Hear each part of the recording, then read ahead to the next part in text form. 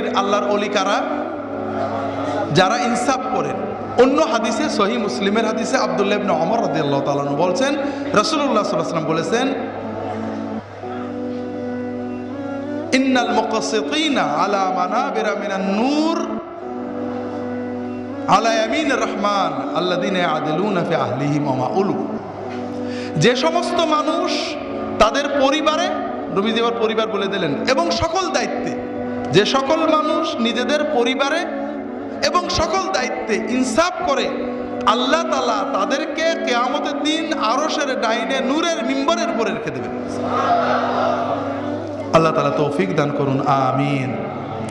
দ্বিতীয় ক্যাটাগরি আল্লাহর ওলি কারা? আল্লাহ রাসূল সাল্লাল্লাহু আলাইহি ওয়াসাল্লাম বলছেন, শাবুন নাশআ ফি ইবাদাতি রাব্বিহি। যে সকল যুবক যুবতী, কিশোর কিশোরী আল্লাহর ইবাদত বন্দেগীর ভিতর দিয়ে, তাকওয়া পরহেজগারির ভিতর দিয়ে বেড়ে উঠেছে, তারাও আল্লাহর প্রিয়তম ওলি, যাদেরকে আল্লাহ আরশে সে আশ্রয় দান করে। হাজরিন, আমরা বাংলাদেশের মানুষ ওলি আল্লাহদের ভক্ত, ঠিক না? খুব ভক্ত।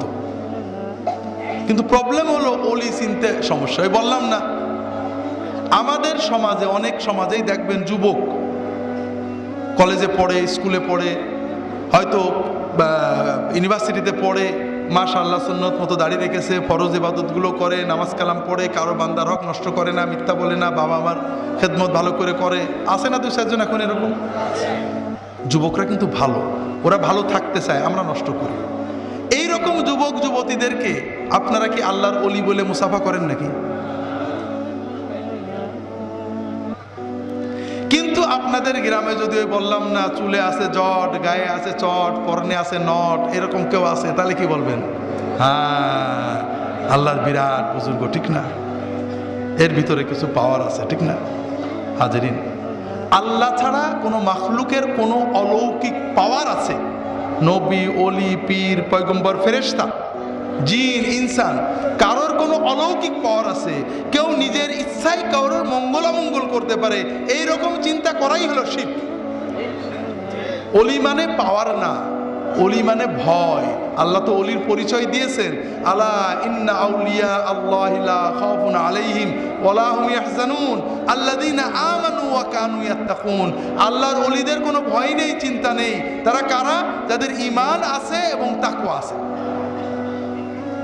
ঈমানটা বিশুদ্ধ করেন। লম্বা বলতে গেলে হয়ে যাবে, সংক্ষেপে বলি ভাইয়েরা, আল্লাহর ওলি হওয়া খুবই সহজ। আল্লাহর ওলি হওয়া, আল্লাহ রাসূল সাল্লাল্লাহু আলাইহি ওয়াসাল্লাম আসছিলেন তো আমাদের ওলি বানানোর জন্য। উম্মতের সবাইকে ওলি হতে হবে। এক নম্বর, ঈমানকে মজবুত করেন আল্লাহর সাথে। সেটা কি? যে বিপদে আপদে, কষ্টে দুঃখে আল্লাহ ছাড়া কেউ নেই, একমাত্র ইবাদত হবে কার? এই আস্থাকে গভীর করেন, আপনার লাভ হবে। আপনি দুনিয়ায় বসে জান্নাতের মতো আনন্দ ভোগ করবেন। কিরকম? দুর্ভিক্ষ হচ্ছে বাগদাদে,